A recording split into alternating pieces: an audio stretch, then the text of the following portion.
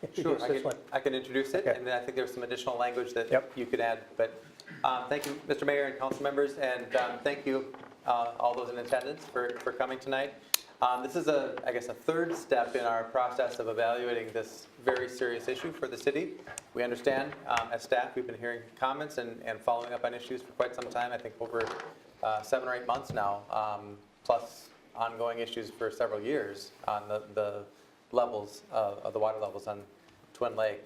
We had an initial meeting on October 8th, 2018, where both of these representatives, Tina Carsons from the Ramsey-Washington Watershed and Brandon from Bar Engineering, presented some initial information, and they received several comments from the public at that meeting.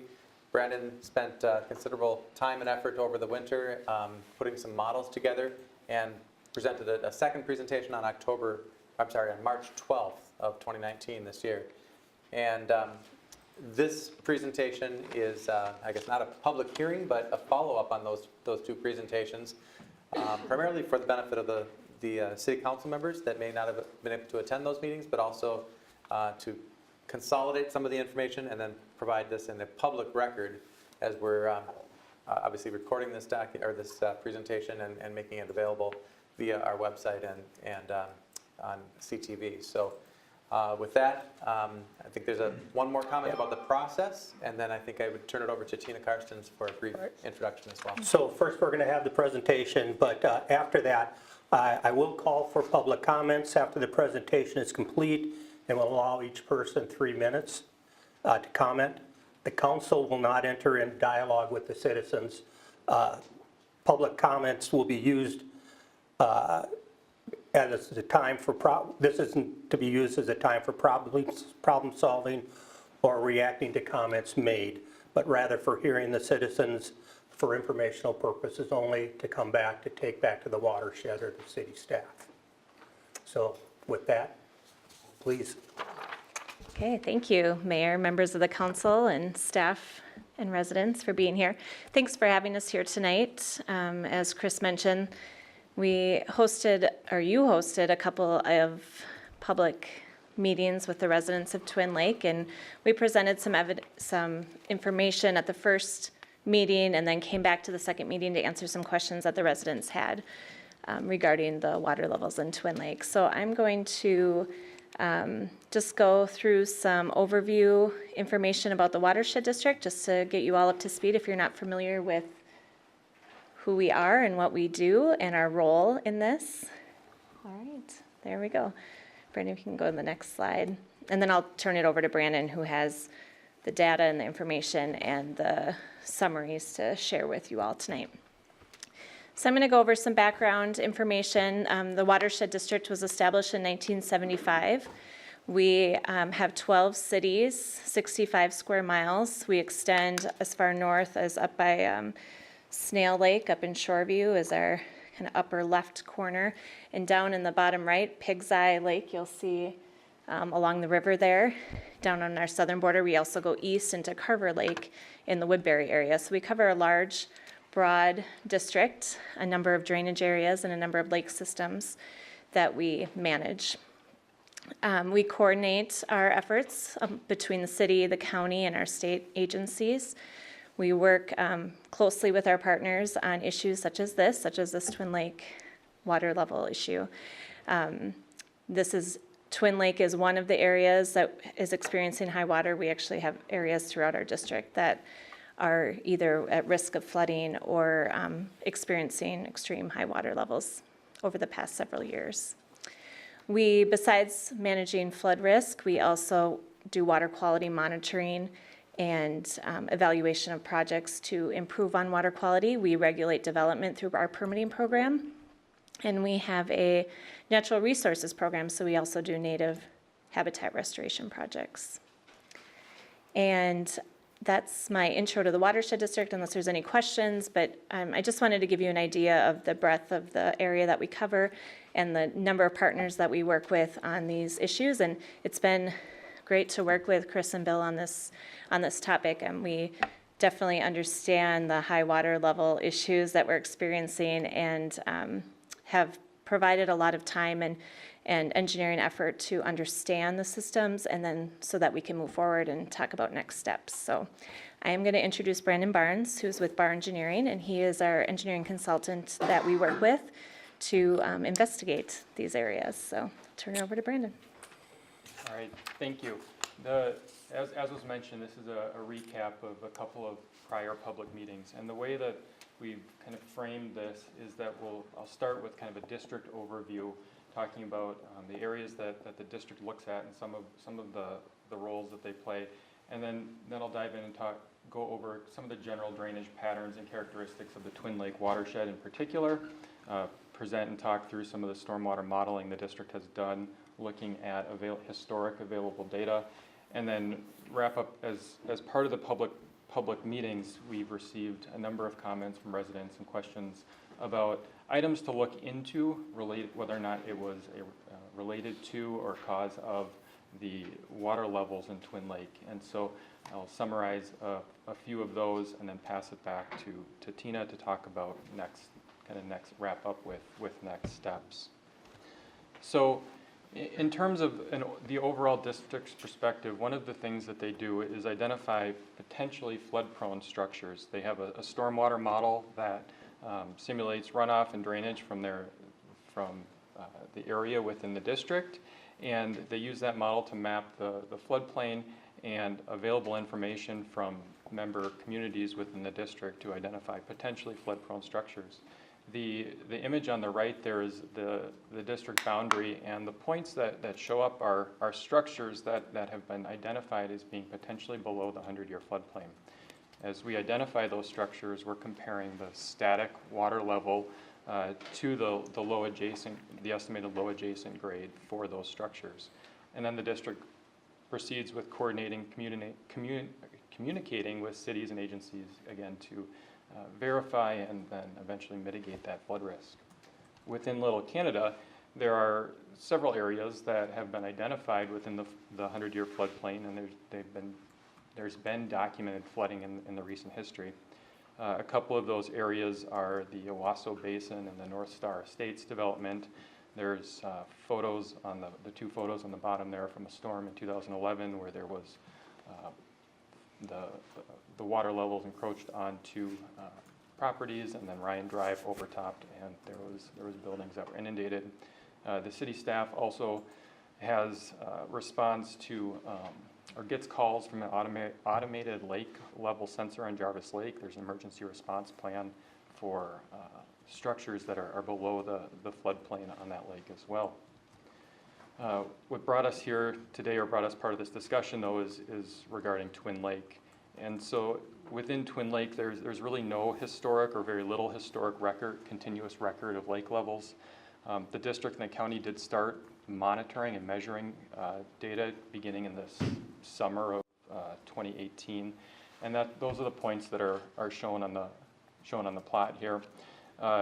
The overflow to the MnDOT system was surveyed and estimated at 77.0, and then our estimated low home on the lake is a 78.0. So this gives some context on how the rising levels are approaching both those elevations. I will mention here, when we were brought into the discussion, based on anecdotal information, historical documentation of the lake, the lake levels have historically fluctuated somewhere between an 866 and an 870. So it provides some perspective on what we're seeing here in terms of elevated lake levels currently. So the sub-watershed and drainage patterns. Twin Lake, the watershed, the area that drains to Twin Lake is shown in the figure on the upper right. It's just under 200 acres, and there's some various land uses here. The key characteristic of this lake is that it's historically a landlocked basin, and I'll get into that in a minute. But in general, that means that it doesn't have a defined outlet that conveys water away from the lake. For water bodies that are characterized as landlocked, you've got seepage into groundwater or evaporation. Those are the two primary outlets for the lakes. And so when you get years with high precipitation and large inflows that drive the volume-driven flooding for these types of basins. And because they don't have an outlet, the change back to a normal condition can be slow. It can take several years, depending, assuming on the precipitation record that we experience. So when the district was asked to get involved, one of the first things that we did was go and collect a baseline survey of structures within the watershed. We wanted to make sure that everyone was talking about the same elevations and similar structures. And there's really three key locations here that I'd like to cover. They're numbers 1, 5, and 6, and I'll cover them in that order. Something to note here, the current lake elevation as of yesterday was up to a 75. The estimated low home that we had surveyed is on the northeast side of the lake. And then there's the controlling elevations here, and we'll get into a little bit more detail on those three elevations here in the next couple of slides. So zooming into that location 1, this is the crossing at Twin Lake Boulevard. The 5-Star Estates development is on the north side of Twin Lake Boulevard, and Twin Lake is to the southeast here. At this crossing, the slope of the terrain flows back away from Twin Lake to a lift station. It's at that low point here in 5-Star Estates. That lift station connects to a gravity line that runs along the development and discharges or outlets just upstream of the culvert below the roadway, and then that culvert conveys water into Twin Lake. The overflow from that road is fairly high. And then the high point in the swale that would control the elevation at which Twin Lake could back up is up at a 78.1. Some photos of the area here. This is the green symbol here is an indication of where the photo was taken. In this case, it's looking back on the swale towards that lift station. And then moving in here, this is the lift station that pumps out to a gravity line that runs behind the lift station and then outlets just upstream of the culvert that then drains into Twin Lake. And that's the inlet to the culvert then that's connected to Twin. I'm jumping ahead here to the next location. I'm calling this location 5. This is now on the southeast corner of Twin Lake. There is a railroad tracks here that separates Twin Lake from the property just south of the lake. And there's a few structures here. There's a small corrugated metal pipe that's below an access trail here that drains back towards Twin in that direction. There is a culvert underneath the railroad tracks. There's the controlling elevation is at the upstream end here. It's an 872.3, but the culvert in this direction is drains flow from south of the tracks back into Twin Lake. And then the third culvert here is there's a PVC pipe that conveys flow from this small holding area into a larger inundated area. And in this case, the controlling elevation is at the downstream end. It was surveyed at an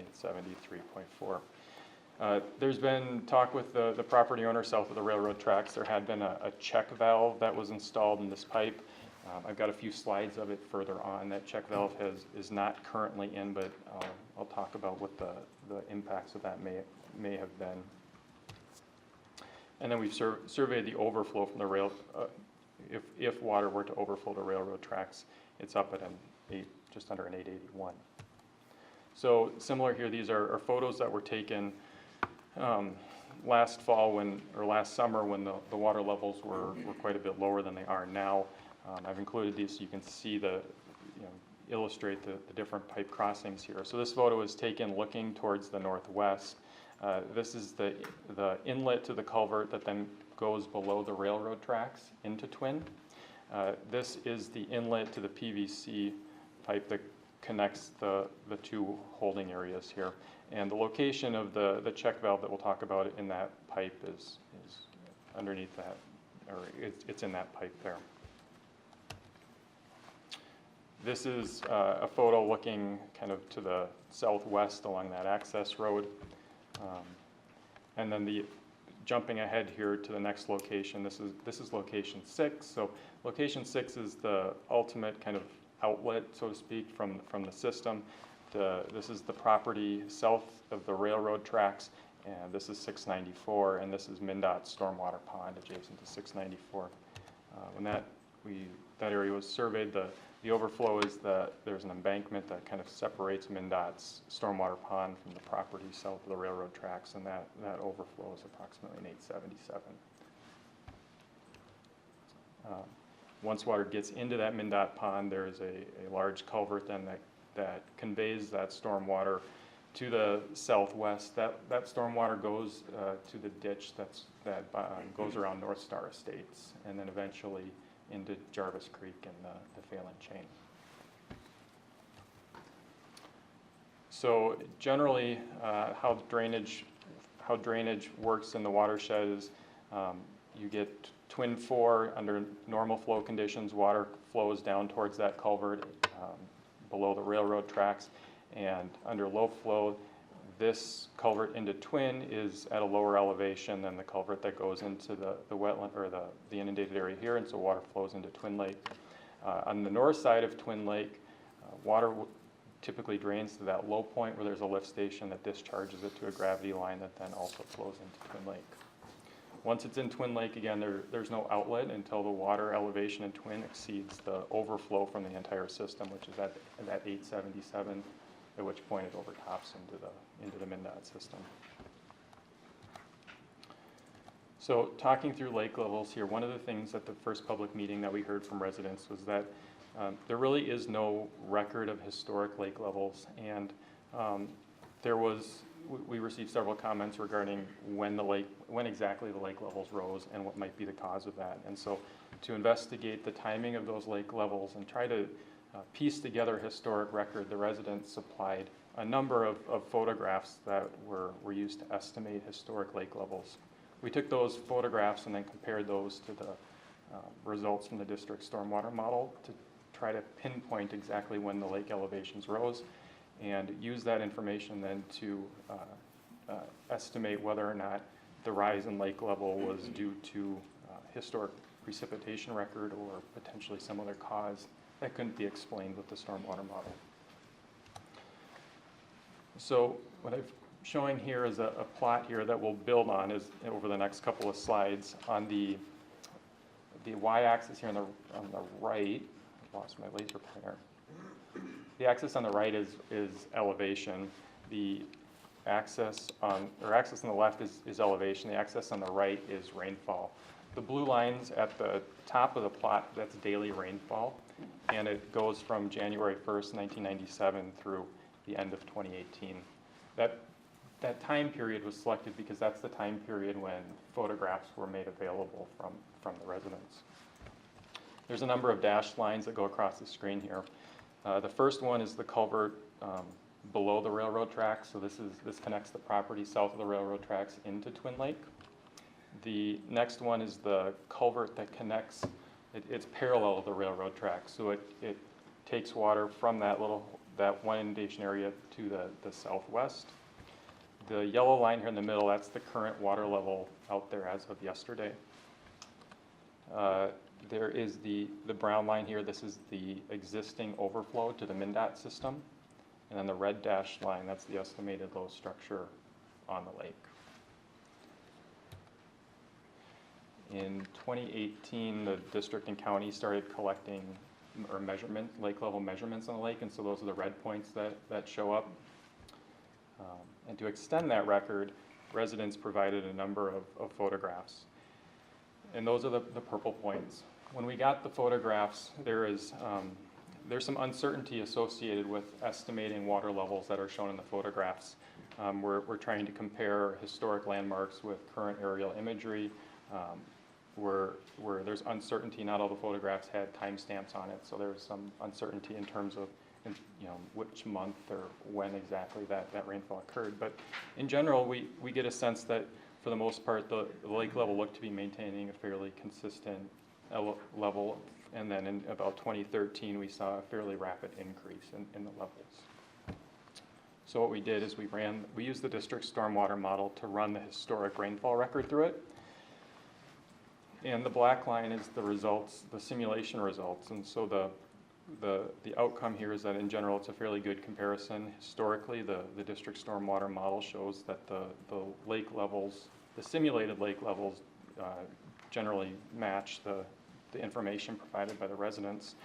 And then in about 2013, when due to the rainfall, we were seeing a rapid or a large rise in elevation in the lakes.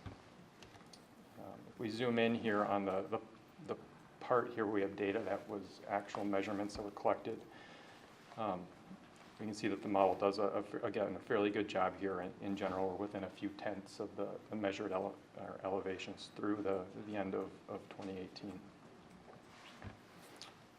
So the general conclusion that we could make here is that the precipitation record seems to be the primary cause here for the change in lake levels. It's not necessarily explained by other changes within the watershed, but we did look at those, and I'll talk through some of those here as well.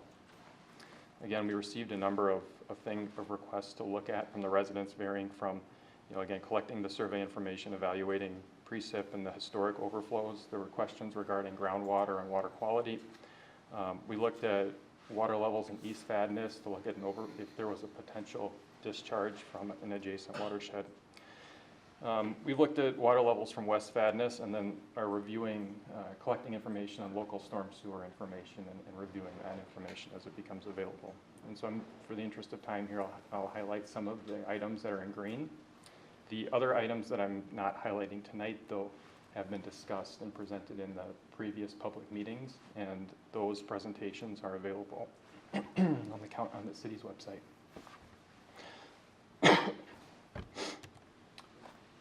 So the first piece is we looked at was the historic precipitation data. And the Minnesota DNR, the State Climatology Office, records monthly and annual precip depths. What the plot shows is that the blue numbers are in the wettest 30th percentile. The green numbers are in that 30th to 70th percentile, and the red are in the driest 30 percentile. And as you look at the annual depths here on the right, there's quite a few numbers that show up in blue. And what we find when we review that record is that there are quite a few years where a number of the recent years show up as in the wettest years, really over the 128-year period of record. One way to look at it here, in the last 6 years, we've received approximately 7 years worth of rainfall. And that, again, in a landlocked system that's volume-based, the more runoff that's generated, the more volume that gets to the lake, the greater the impact on water levels we would anticipate. After looking at the precipitation record, we did take a look at the historic overflow from the lake. There were a number of documents that were reviewed. We did a survey here in 2019. We reviewed the plans for the MnDOT's recent Unweave the Weave project, and that showed the overflow at about an 877 as well. The district did a study on Twin Lake in 1993 that showed the overflow at a 76.9, and then one of the residents provided plans for 1966 that showed the overflow a little bit lower at about a 74 to a 75. In all of these cases here, the overflow, well, since 93, the overflow is set higher than the elevations that are in the lake. With the 66 plans, we're at a 75 now, so the current level would be approaching that overflow that was shown in the 1966 plans. This is an image of the 1966 plans here, and just to highlight a few things here. One of the things we're looking at is general drainage direction. So this is looking at how flow gets from the railroad tracks in the upper right here to the interstate here. So this is 694, and the 1966 plan showed a ditched connection through here. The profile of that ditch, again, this is 694, and this is the railroad tracks, showed that water close to 694 was conveyed into the MnDOT system and away from Twin Lake. Drainage, for most of the ditch, it was sloped back and eventually would get into Twin Lake. And scaling off those elevations, there was a high point close to the railroad tracks that is somewhere between a 73 and a 74. the plans are a little fuzzy when you zoom in on it. And then the high point in the ditch is somewhere between an 874 and a 75. And that overflow is consistent with historic studies of this watershed at that time. So if we look here these are the recent water measurements dating back to about mid-2018. The 1960s overflow, it would have been hit in about April of this year. The overflow of the MnDOT system is up at a 77 here, and then again, they'll estimate low homes, so it's above that elevation. I'm stepping through a couple of things here that we were asked to investigate. One of the items that came up was there was a check valve that had been installed in the pipe on the property south of the railroad tracks. Essentially what the check valve did is if water levels on the northeast side of that check valve got high, it wouldn't let water flow to the southwest. It would push that water into Twin. So when the city and district staff were made aware of that, the city staff went out and observed that check valve getting removed quickly thereafter. One of the things we did look at, though, was what the potential impact could have been of that check valve. So essentially, it was preventing flow from Twin Lake from backing up and getting to this inundated area here. Without that check valve, that elevation of 873.4 would have controlled how water would have gotten to this area. So when we look at the recent measurements here, if the water level wasn't above an 873.4, it couldn't have backed up there. If the water level exceeded an 875, it would have overtopped the roadway or the path above that culvert. So this is kind of the range in elevations where there would have been a potential impact in Twin Lake. And the x-axis here showing time, this is from the winter here of 2018 through the time when the city staff went out and observed that check valve getting removed.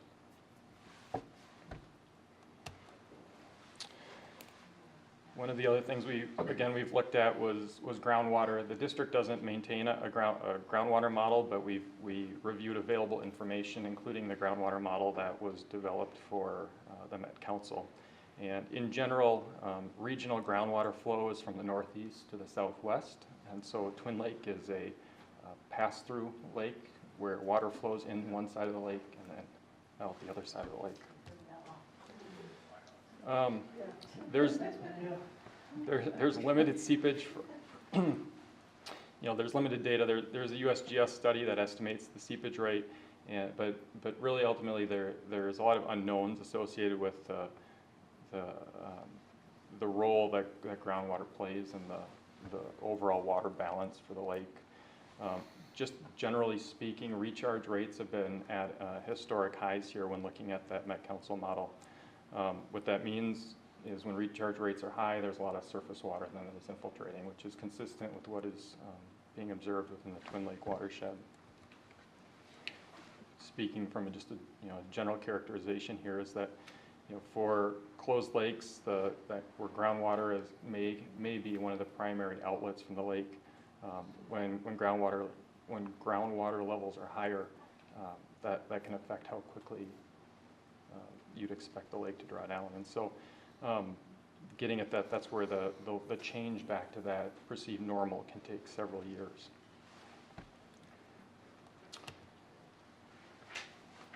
Finally here, one of the next things we're looking at here is there's historically high water levels really throughout the district right now, and including one of the areas is West Vadnais Lake.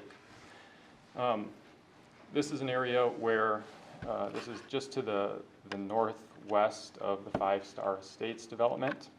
The current water level in West Vadnais right now is an 884.2.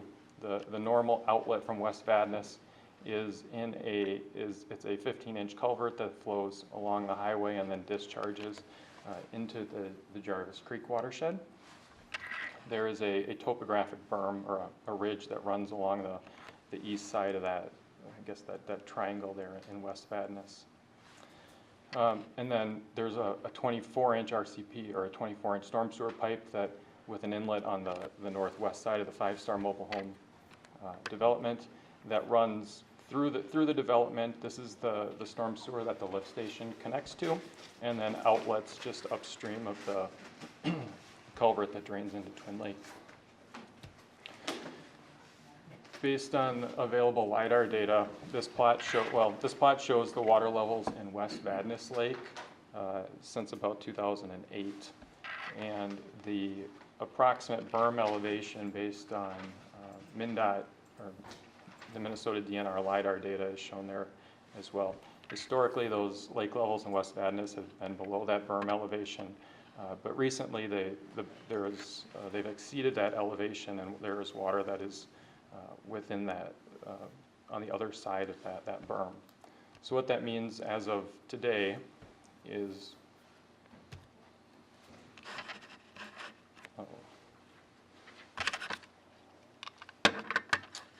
come back here. The area on the southeast side of the berm is inundated, and the water is flowing. Essentially, there's water coming through the berm and reaching that 24-inch pipe. Here's another photo taken from that area, looking back towards the berm there. And that water is being conveyed from this area and is currently reaching Twin Lake. So our current understanding here of the system, just to highlight a few of the points that we hit, or I summarized here, is that Twin Lake is historically landlocked, and it currently is landlocked now. Their water is not leaving via surface outlet. High water levels are primarily due to precipitation. There hasn't been what I mean by that is there hasn't been a change in the system that would have gotten more water there earlier. And then based on available information that we have to date, the modifications south of the railroad don't appear to be affecting the current levels in the lake. Based on what we're seeing in lake levels in West Vadnais, inflows from West Vadnais have contributed to Twin Lake this year. And again, because of the outlet of the lake, that change back to normal can be slow. And for the next steps here, I will invite Tina back up to talk about what the district is continuing to look at. Step over here so I can see the screen. So there's some things that we've committed to continuing doing with our city partner. District will continue to collect lake level measurements and provide them to the city. They've been posting them to the website so that you can keep up to date on the levels of the lake. We continue to monitor water quality. That's a concern of ours also, and we have a long historic record of water quality data for this lake, and we'll continue to do that. We're going to look at and coordinate with St. Paul Regional Water Services and Vadnais Heights regarding that upstream drainage system that Brandon just mentioned. That is new information to the residents tonight that we have just investigated and determined to be a cause, like he said, for the 2019 season that has contributed water because our water levels are high in West Vadnais. Just to give you maybe a little quick overview on that system, West Vadnais is connected to Grass Lake, which is west of there on the other side of Rice Street, part of the Snail Lake Regional Park System along Ramsey Road. That's another landmark. So there's Grass Lake, there's a large wetland system, and then there's Snail Lake to the north. Snail Lake is primarily landlocked, and similar to Twin Lake, it has an emergency overflow at a much higher elevation. But Grass Lake and West Vadnais act as an equalizer at these levels. They are the same elevation. So water levels in that whole area are very high. You might be aware that Rice Street is closed currently in one direction. They have it open.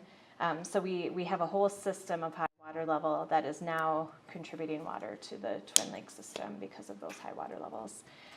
So we're going to coordinate with them, learn more about that system and what's going on with the berm and the elevations. And we're also looking and evaluating with the city potential system modifications and what that might look like for a long-term solution or a long-term resiliency for this system. We don't know what the future holds for water levels. We don't know if we'll continue in this or if we'll get some lower levels, but we want to look at building resiliency into our systems, and that's our goal also for that West Vadnais Lake and Grass Lake area. We're looking at that whole area and how we can provide more storage opportunities in that system so that we don't have excessive water levels like we've been seeing. So we're going to be evaluating those.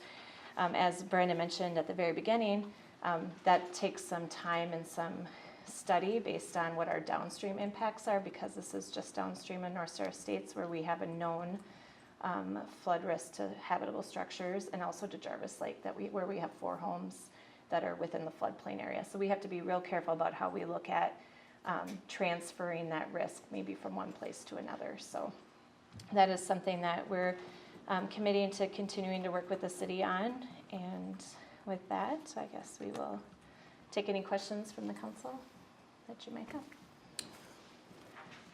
Questions? All right, well, Okay. I guess open it up to the residents that would like to make comments. Step aside and- Go ahead.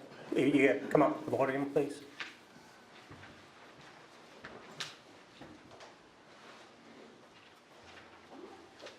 My name is Joe Prilotsky. I've lived on the lake for 34 years. And I was just wondering why the natural flow of the lake was disrupted. And why can't we solve that problem? It seems like a really simple problem to solve. Twin Lake is very small. The chain of water that we'd be sending the water into is a whole lot larger. It'd be like taking a foot of water out of our lake and maybe adding a quarter of an inch to a number of larger lakes, and it would help. I mean, there are homes whose footings are in the water right now. That has never happened in 34 years, and it's not all rain. Certainly rain has had an effect, but the lake used to have a natural outlet. And when they did the Unweave the Weave project, they altered the land where the water used to flow, and now our lake is backed up. It's 5.5 feet over its high mark. I look at all the statistics, and it just looks like we can spend another 3 years going over statistics, and we could solve this problem by allowing a little bit of water to flow out of the lake into the natural flow that it's done over 34 years that I've lived there. And I don't see it impacting that much if we reduce that lake by a foot of water, which will save a lot of homes. And there are a lot of people there that enjoy living on the lake, and they've got outbuildings in the water. The footings of their homes are now saturated with water and another foot, and their basements are going to be destroyed, and their homes are going to be destroyed. It's created a lot of work, a lot of hardship for people who live on the lake, and I just think it's a solvable problem, but we can't wait another 3 years to get a lot of statistics. I mean, the statistics are great, but I mean, action would be a whole lot better. That's all I have to say. Thank you.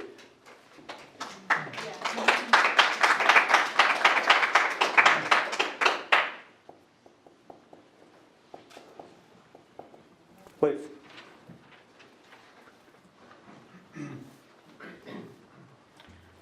I'm Terry Tslega. I'm also a resident on Twin Lake, and my concern and question is that the pumping station at 5 Star Mobile Home Park, my understanding is that they're, or what I would like to know is, are they continuing to pump water into that drainage line that flows directly into Twin Lake?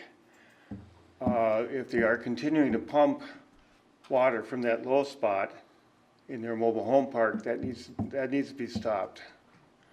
Like I said, that needs to be investigated, because I don't know if they're continuing to pump it or not.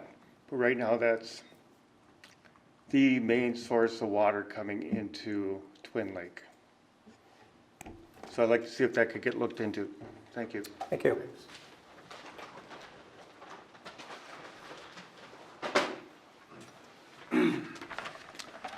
Hi, I'm Frank Fratellone, 3205 Centerville Road. I'm on the south side of the tracks. where everyone thought the water was coming from. My question is, and I've talked to Watershed, and I know all the problems down south, but as you went through the ditch grade, I have a plan that I dug up from '66, but County Ditch 16 was part of the overflow. Can you get on this?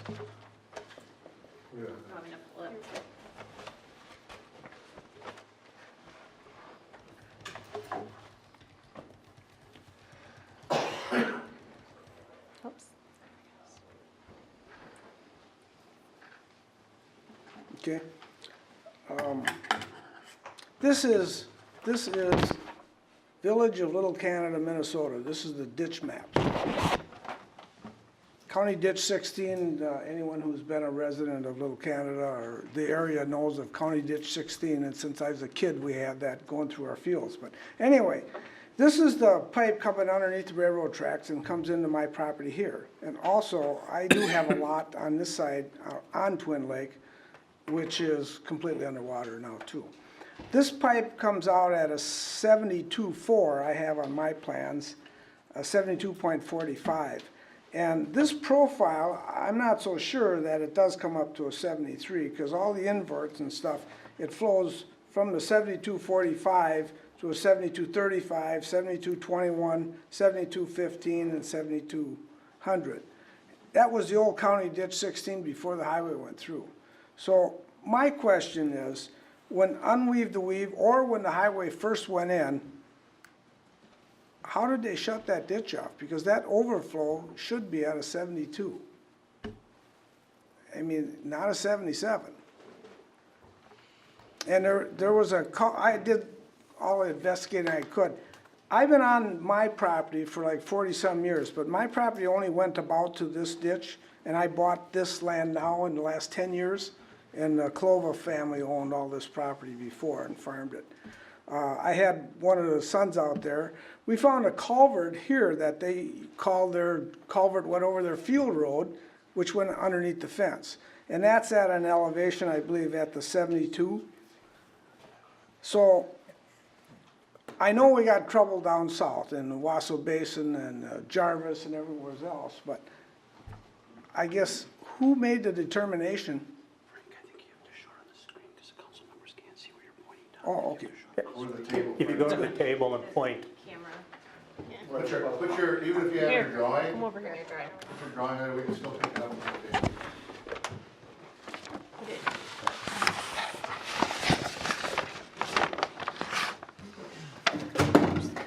That's not my computer.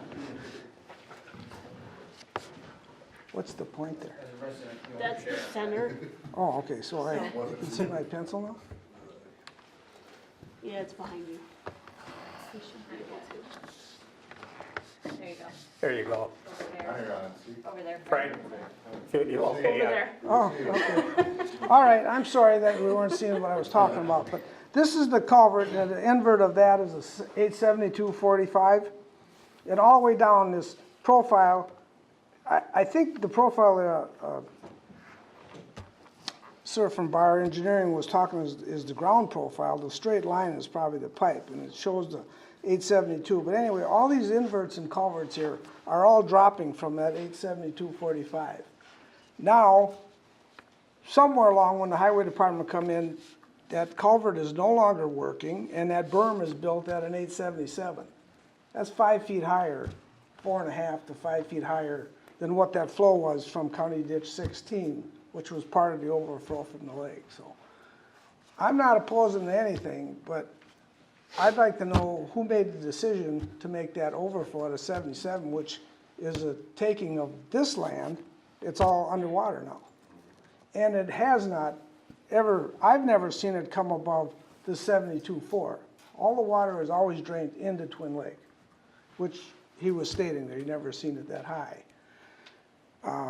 The culvert that I put in there, I dug ponds here and I put that culvert in just for a road crossing there. That was at the same elevation as this invert. So what happened when I put that culvert in, I was actually taking more water into mine. Instead of going in there, it would come. So I put that tip-up culvert, and I had a valve that I forgot about, and one of the neighbors found out about it. And at that time, we looked at it, the water on the other side of my culvert and then my farm was only 2/10 of an inch lower than the lake level.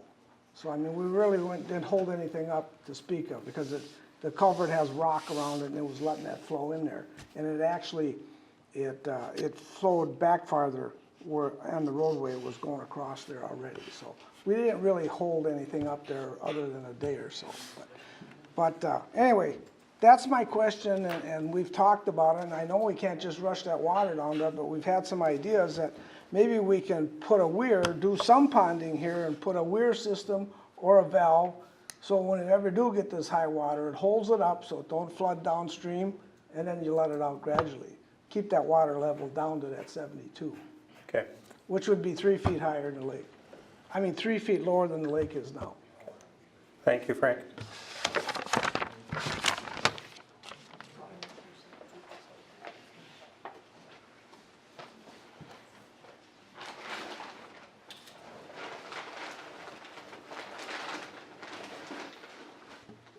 Hi, I'm Angie Malone.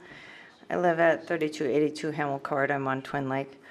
In regards to some information we have been sharing amongst ourselves, residents on the lake and so forth, we did have a document from the Watershed management plan. And in section 2.3, I should say 2.4, spot 3, it does say, under normal hydraulic conditions, Twin Lake remains landlocked, as we know. The predicted 100-year flood level for Twin Lake is 873.8. The reading as of yesterday was 874.97. We have surpassed our 100-year flood level, and meaning there is 1% chance in any given year for that to occur. Well, guess what? We hit the 1%.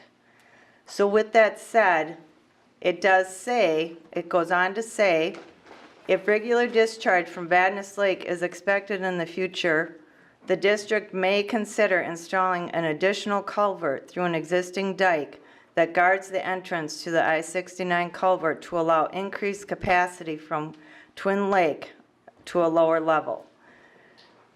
There are things in place already to help us out. We just, again, we need some action here. We are, if you're talking about 878 for that one measurement that Brandon had noted. So 877 is when it goes to the MnDOT pond. Our lowest level resident, he will flood at 878.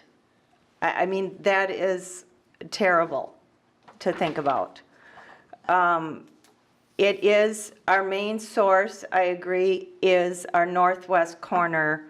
It is the water that's coming, as we now know, from West Vadnais and then flowing through North Star Estates with that lift station. If we already have another diversion through, they already said there's another outlet to the Jarvis grist mill. Again, I agree. Can't we divert more into that region? We are a bathtub filling, okay? And the faucet is running hard. And you know how the bathtub has that little, don't overflow the tub? We're too darn close to it. And it's very painful to watch all our property, it's disappearing. And again, it's a lot of years and it's a lot of blood, sweat, and tears that people have put into their homes. I'm new to the area, but it's painful to see, and something has to be done sooner than later. We cannot wait on this anymore. Thank you.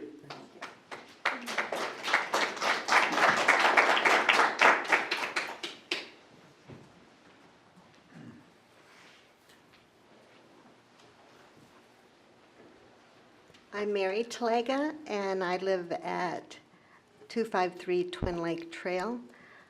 I have spoken before at our meetings regarding our deck, our 20 by 24 foot deck that used to be in our yard that is now in the lake and has been for 3 years. Back in 16, our deck started going into the lake, and so I contacted Joel Carlson, and he referred me to Tina Karstens, and I got an email from Joel Hansen, I'm sorry. Anyway, Tina responded to me, Twin Lake does not have a piped outlet. It does, though, have a high water overflow that goes to the southeast of the lake and into the MnDOT ponds adjacent. Our modeling shows that the elevation of the overflow is 881 feet, which is definitely... That's wrong. I would hope it would be wrong. This is about 7 feet higher than the 100-year flood level of the lake of 873. We believe that a rebound in the regional groundwater levels along with a very wet 2016 and start to 2017 explains the higher than usual or ever water levels. We are experiencing once in a lifetime, once in many lifetimes, conditions in this lake. And when we see a faucet that's on all the way, such as the culvert coming in the northwest corner, and we see the water coming from Lake Vadnais through this, what used to be a dry stream, and we're seeing water coming in all around the lake, and our trees are all just dying, hundreds and hundreds of trees.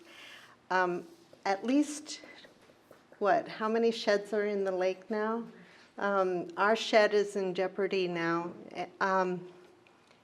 You know, it just makes sense. If you turn the water on here, you unplug it over here, you know? Something's got to be done. We're begging you. Thank you.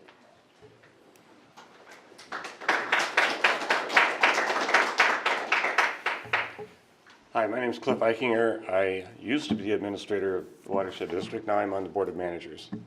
I want to say that I hear you, and actually Tina's reported your past meetings to the board, and we're well aware of your concerns, and we're also very concerned.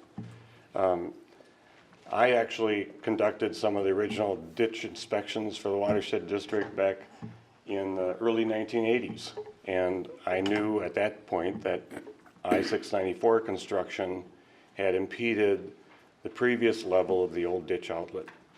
There also used to be a ditch outlet from West Vadnais that went down to the south as well, and that was cut off by 694 completely. There was no outlet at all left in that place. And Twin Lake was very stable for a long, long time and wasn't really an issue. But I think there's a combination of events that are happening. Historical, annual excess precipitation, increasing area-wide groundwater levels, which is why White Bear Lake is now back up over normal level and outletting for the first time in, I don't know, 10, 12 years. Grass Lake is high, which also receives flow from Owasso and Wabasso Lake. There's flooding in the area between Snail Lake and Grass Lake that hasn't been there before. Unfortunately, this is all a hardship to a lot of people, and we know it particularly impacts you. And we have done in multiple watershed management plans in the past, and Twin Lake has been a stable landlocked basin, and now it's not. So we realize that we really need to go back and take a look at what used to be an emergency outlet level, and when that something needs to be established. And so there are some other issues upstream. We'll look at the mobile home park situation, water overflowing from West Vadnais system into this is not acceptable, so we have to deal with that. And see if we can figure out some way to re-ditch or pipe an emergency outlet into the MnDOT system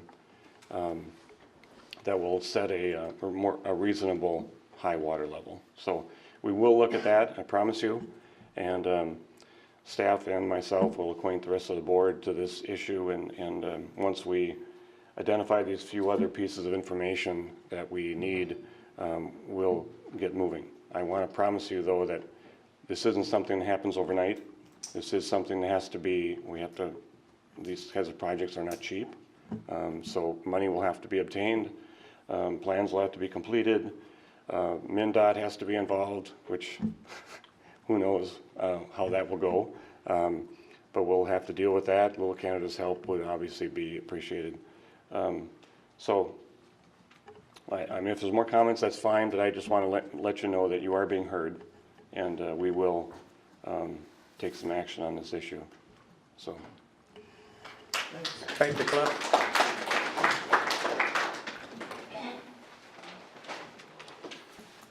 I think we've been on the lake the shortest amount of time, so I'll try to be the briefest. My name is Bert Johnson. I live with my lovely wife, almost our 1-year anniversary, at 205 Twin Lake Trail. And we've lost about 30 lineal feet of our yard.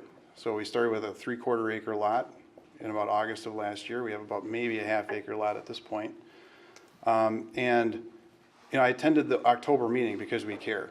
We cut down 15 huge cottonwood trees along the lake because they were dead, and we care about the long term. This is our forever home here in Little Canada. And we cut those trees down. The water piles were on dry land. They're now all underwater, and we can't really do a whole lot about it. We've worked with Bill from the city. We appreciate his offer to help with that. We've told other residents about it.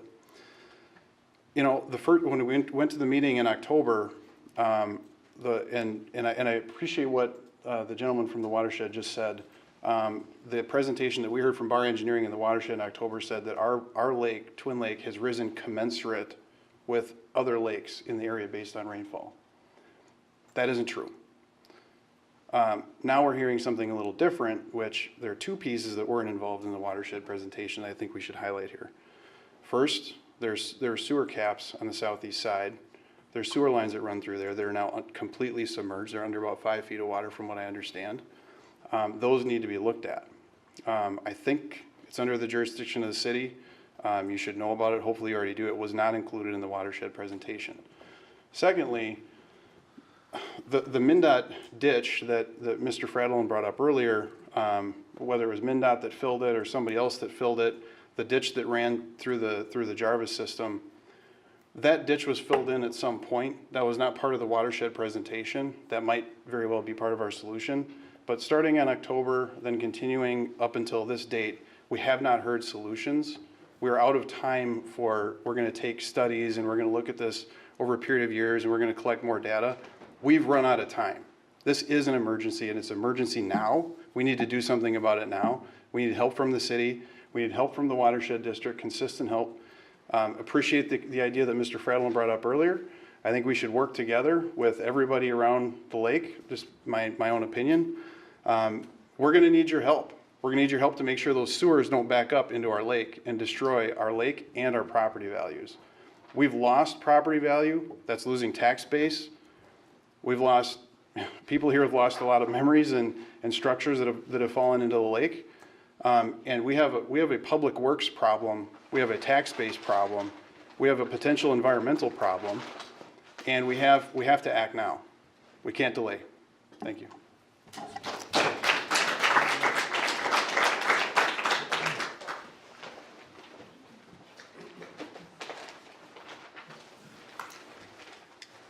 My name is Amit Chandra, and I just wanted to put a face to the number of 3331 Twin Lake Court. That's our house. We built it in 2001. We moved in, so we've been on the lake for over 18 years. And I just wanted to echo the need for action. There's an urgency. I know we can meet here and then we'll all go home, but we're going home to a place where I can see the water level just approaching, and it seems as if, nothing is being done. I know that, and I appreciate everyone coming out here and everyone paying attention to this issue, but the time for action is now, and collecting data is just not going to cut it. You know the water level, you know what my house, and that's the threshold of my house. The yard is disappearing day by day. And to hear that there's water gushing in, even when it's not pouring rain, is very disheartening. And to know that even without rain, it's going to continue to disappear. And the watershed that's draining into that whole drainage area is really sad to see. And I think that we're all here, intelligent, hardworking, well-meaning people, that we can do something about this sooner rather than later, because I think we just have a few weeks left, is all. And to just quote that 877 overflow is kind of a little bit of a inaction, or excuse for inaction. I think we need to not wait for it to get to that point. It can be done. I mean, we can do a lot of things if we work together. I don't think our requests are unreasonable. This has been going on for years. I understand the rainfall level, but we can put a man on the moon. We can go to Mars and so on. So we can take care of this. This is literally in our own backyard. Mine literally, and yours figuratively. That's all. Thank you.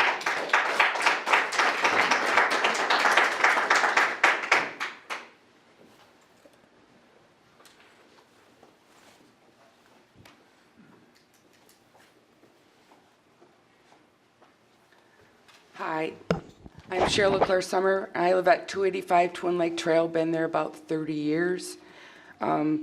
This has impacted our yard greatly. We had 2 weddings in our yard in the last 2 years. I couldn't have a garden party right now in our yard. It's so bad. We lost apple trees. Our neighbors lost huge cottonwoods. I know other people have as well. But what I hear now is that the water from other areas, from other, basically other watersheds, are slipping over into our watershed, into Twin Lake. So my question is, I don't think there's anyone here from Falamo. Why aren't they here? Why aren't they doing anything to address the issue that on the south side of East Vadnais, there's still water coming in. It might not be the main problem, but can't we do something to get rid of that culvert? It certainly has created a problem for the neighbor on the north side of they've got a big giant pond now. And what can be done in terms of this, in the roads, the stormwater used to go down in our yard. We live on the end of the cul-de-sac. It used to go into like an area that had cattails and that sort of thing, which would I'm talking about water quality now. It would reduce the sediment, it would hold it, and now the water goes directly right into the lake. It's underwater. You can't even see it anymore if you were in a boat. So that's something that needs to be taken care of. And I agree, time is of the essence. From the time I took pictures like a week and a half ago, and I took pictures today, you're welcome to, I'd show them to if you're willing to look at them. But the water has come up, it just in that short period of time. So there's people that, this is their house. These are our properties. We've lived here a long time. We have to do something, and we can't wait. Can't wait another day, really.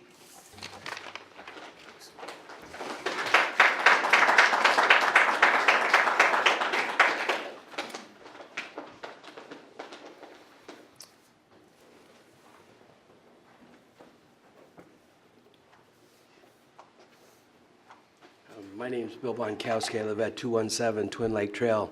And I don't know anything about engineering, but we need some action now. Why can't we start some pumps? There's an existing emergency flow. Why can't we start getting water into that? At least that's a start while all the other studies are done and the ditching work is done. At least we can start that now. Thanks.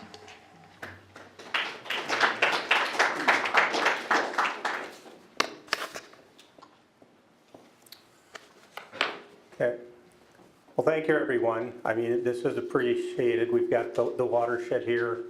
The city has heard this. I guess work begins, well, work has been ongoing and work continues. And I'm glad Cliff was here and added some additional statements to it. So again, it needs to go to the watershed, to the state, MnDOT, and it's going to be up to us in the watershed to coordinate all of that and hopefully get it moving.